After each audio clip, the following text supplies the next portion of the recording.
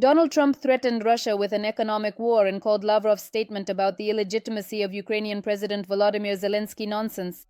He made these statements during a meeting with members of his cabinet. Responding to a question about whether Vladimir Putin has a deadline to agree to bilateral talks with Ukrainian President Volodymyr Zelenskyy, Trump said, "This won't be a world war, but an economic war, and an economic war, that would be bad. It would be bad for Russia and for Ukraine. I don't want that." The US president stated that he is very serious about his intentions if he has to take such action, once again reminding that thousands of people die in war. The US president noted that he would seek a personal meeting between the leaders of Russia and Ukraine because he wants everything to come to an end. In response to a journalist's remark that Russian Foreign Minister Sergei Lavrov said Putin would not sign a peace agreement with Zelenskyy considering him illegitimate, Trump replied, "It doesn't matter what they say. It's all nonsense. They're all just playing to the audience." Trump also stated that the US would increase arms supplies to Washington's NATO allies, who are currently providing military assistance to Ukraine. "We are no longer involved in funding Ukraine. We are involved in stopping the war, in ending the killing. NATO is funding the war. We are not funding anything." US Presidential Special Envoy Stephen Witkoff stated at a cabinet meeting that the United States hopes the war in Ukraine will end by the end of 2025. According to him, the American side will organize meetings this week regarding the Ukrainian settlement. Witkoff said that Russia has put forward a peace proposal for discussion, which concerns the Donetsk region. Washington believes that the current stage of negotiations could be a step toward ending the war. A new earthquake with a magnitude of 6 has occurred in Russia. During the night of August 27, tremors were felt by residents of Makhachkala, Derbent, Kaspiysk, and Khasavyurt, as well as in Aktau, Kazakhstan, and Azerbaijan. According to the European Mediterranean Seismological Center, the epicenter of the earthquake was in the Caspian Sea, 28 kilometers east of the city of Izberbash at a depth of 10 kilometers. In Dagestan, local residents went outside, fearing new tremors. The moment of the earthquake was caught during a football broadcast. The event was also captured by a surveillance camera installed in the southern part of the republic. According to the Regional Ministry of Emergency Situations, there were no casualties or destruction. Emergency services did not receive any calls with complaints from the public. Cracks began to appear in apartments after the earthquake in Dagestan. "Just so you understand, see over there, do you see it? A piece of concrete fell from there. This crack just appeared now. Over there and over there above the window." The government of Dagestan has warned that during underground tremors it is necessary to stay away from windows and stoves and to beware of falling or toppling objects. This is already the second earthquake off the coast of Kamchatka in the past month. Let us recall, on July 30th, one of the most powerful earthquakes occurred on the peninsula. The natural disaster damaged a Russian military base for nuclear submarines capable of carrying nuclear weapons. In particular, it was affected by a tsunami, as evidenced by a high-resolution satellite image.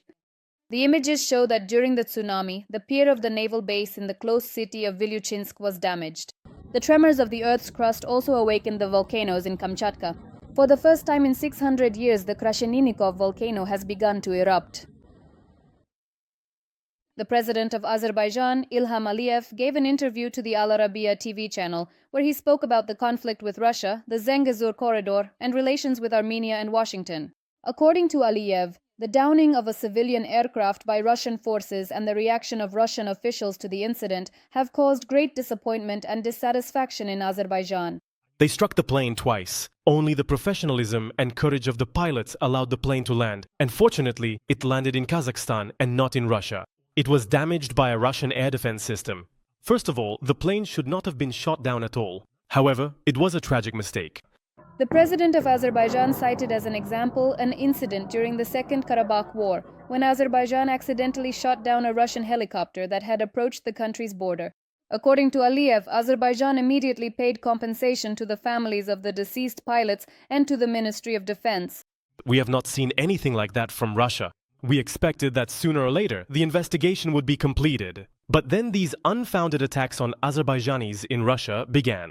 2 people were tortured and killed, and the subsequent official information stated that they had died of a heart attack." Aliyev also emphasized that from the very first days of Russia's invasion of Ukraine, Azerbaijan has supported and continues to support Ukraine's territorial integrity. Ilham Aliyev also noted that the document on peace between Armenia and Azerbaijan, initialed in Washington, is based on the Azerbaijani vision for resolving relations between the two countries. Aliyev emphasized that if Armenia withdraws from the document signed in Washington, it will seriously worsen relations between Armenia and the United States. Speaking about the Zangezur corridor, the president of Azerbaijan stated that it will become an important transportation link connecting continents. Now that President Trump has given his name to the Zangezur corridor, I am confident that it will be implemented in the near future. We are now almost at the final stage of infrastructure development. The projects will be ready, possibly in 2 or 3 years. Ilham Aliyev also emphasized that Azerbaijan can increase the volume of gas supplies to Syria. An explosion occurred on the Ryazan-Moscow oil pipeline in Russia. This was reported by Union, citing sources in the main intelligence directorate of the Ministry of Defense of Ukraine. The transportation of petroleum products to the Russian capital has been halted indefinitely. It is reported that on August 26th, a powerful explosion occurred in the Ryazan region on a main oil pipeline that supplies oil to Moscow. Intelligence sources note that after the explosion on the section of the main oil pipeline, a large fire broke out. Emergency vehicles, law enforcement agencies, and repair crews arrived at the scene. It is known that since 2018, the pipeline has been repurposed for the supply of automotive gasoline by the company Transneft, which supplies the army of the aggressor country. According to sources from the publication familiar with Ukrainian intelligence, representatives of Transneft are currently calculating the losses. Ukrainian Armed Forces serviceman and political scientist Kirilo Sazonov commented on the pipeline explosion on his YouTube channel. The fact is that fuel shortages in Russia are already happening in Crimea, in Primorsky Krai, in Vladivostok. That's considered normal. But when it comes to Moscow, the pain of Muscovites is always a bit more genuine. Sazonov notes that solving the gasoline shortage problem will be difficult, since the railway network of the aggressor country is overloaded. Moreover, alternative supply routes are not safe. The paralysis of Russia without gasoline is very, very impressive. And the fact that Moscow will feel it firsthand, Moscow specifically, adds a special piquancy to this situation. It should be noted that after drone strikes on the oil refineries of the aggressor country, a fuel collapse is intensifying in Russia. For example, the sale of AI-92 gasoline has been suspended for residents of the Kuril district. And since August 20th, restrictions on gasoline sales have been in effect in the Kurils, no more than 10 liters per person. Residents of Primory, Zabaikalsky Krai, as well as the temporarily occupied Ukrainian Crimea, are also experiencing fuel shortages. Flooding in Sakhalin. Due to heavy rains, rivers on the island have overflowed their banks. Streets and houses are flooded, roads and bridges have been washed out. Local residents are showing the aftermath of the disaster. For example, bus passengers say they almost drowned because the roads were washed away. We were on this bus and it just drove into a ditch. We got out here. That's it, everything is getting flooded here. The greenhouse started floating away. According to the Telegram channel Baza, the Nevelsky district of Sakhalin was hit the hardest by the flooding. Due to the rain-induced flood, a state of emergency has been declared there. In the Nevelsky district, the Kazachka River has overflowed its banks and is flowing through the streets. In the village of Kolkoznaya, about 70 houses are at risk of being completely flooded. In addition, the water swept away greenhouses and outbuildings and also destroyed a bridge. It is reported that rescuers have evacuated 37 people. Furthermore, a mud flow occurred near the village of Selezneva, as a result of which the Nevelsk-Gornozavodsk road is blocked. According to the Telegram channel Shot, the neighboring island of Maniran, which is a popular tourist destination near Sakhalin, has also been flooded. It is noted that due to the flooding, there is no electricity or water on the island, and mud flows have destroyed several areas. Maniran is closed to tourists until September 7. According to local authorities, it is dangerous to stay there. Due to the bad weather, the ferry crossing that connects Sakhalin with the mainland of Russia is also being closed. It should be noted that various regions of Russia often suffer from natural disasters. For example, on the night of August 27th, an earthquake occurred in Dagestan. Tremors with a magnitude of 6 were recorded in the Caspian Sea. The residents of Makhachkala felt the earthquake the most. Russia has reduced its maritime oil exports, according to news agencies citing Bloomberg. This happened due to Ukrainian strikes on Russian oil infrastructure and secondary US tariffs against India. It is noted that last week Russian oil shipments by sea fell to a minimum. According to the agency, from August 18 to 24, the aggressor country exported by sea 320,000 barrels less than the week before.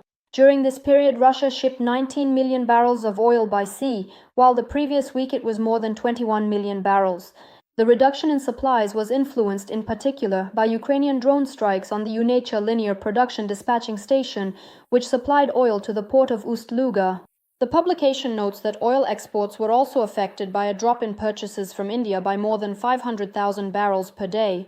The reason for this is the secondary tariffs imposed by US President Donald Trump. On August 27th, new 50% tariffs came into effect, which Trump imposed on Indian goods, including due to the export of Russian oil. Overall, Russia's revenues from maritime oil exports fell by 9% over the week.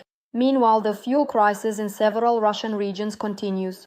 According to the Telegram channel Kremlin Snuffbox, the real fuel situation in the south of the aggressor country is close to critical. It is noted that there are significant problems with gasoline in the Rostov region, as well as in the temporarily occupied Crimea. In the Krasnodar region, gasoline reserves at gas stations are rapidly dwindling,